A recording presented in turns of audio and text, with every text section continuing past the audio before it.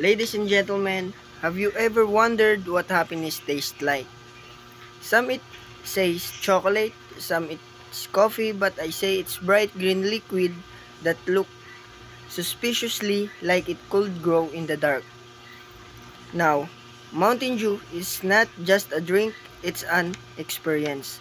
The moment you crack open the can, it hisses like it's whispering, "Get ready for adventure, buddy."